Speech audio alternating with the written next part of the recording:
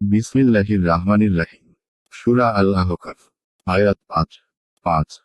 সেই ব্যক্তি অপেক্ষা বিভ্রান্ত কে যে আল্লাহর পরিবর্তে এমন কিছুকে ডাকে যা কিয়ামতের দিন পর্যন্ত তার ডাকে সাড়া দিবে না, এবং ওগুলি তাদের প্রার্থনা সম্বন্ধে অবহিত নয়।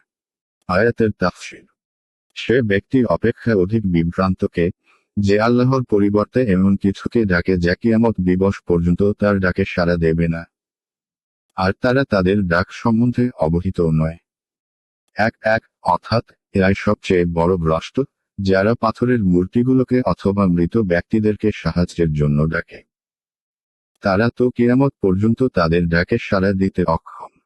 আর কেবল অক্ষমই নয়, বরং একেবারে বেখবরও। আয়াত ৬। যখন কিয়ামত দিবসে মানুষকে একত্রিত করা হবে তখন ওইগুলো হবে তাদের শত্রু, ওইগুলো তাদের ইবাদত অস্বীকার করবে। আয়াতের তাফসীর: যখন কিয়ামতের দিন মানুষকে একত্রিত করা হবে তখন তারা তাদের শত্রু হয়ে দাঁড়াবে এবং তাদের উপাসনাকে অস্বীকার করবে।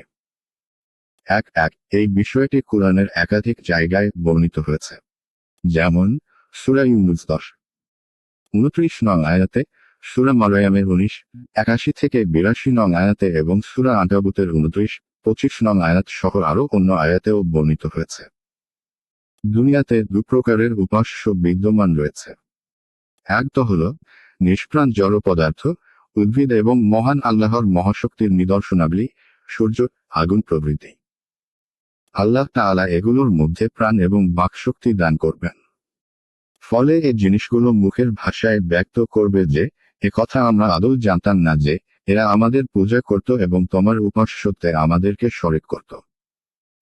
কেউ কেউ বলেছেন, বাচনিক জবানে নয়, বরং অবস্থার জবানে তারা নিজেদের মনের কথা প্রকাশ করবে।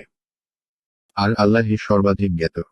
দ্বিতীয় প্রকার উপাস্য হল নবী, ফেরেশতা ও নেকলোক বা সৎ ব্যক্তিদের মধ্য থেকে, যেমন ঈসা, উজাইর আলাইহিসসালাম এবং আল্লাহর অন্যান্য নেক বান্দাগণ।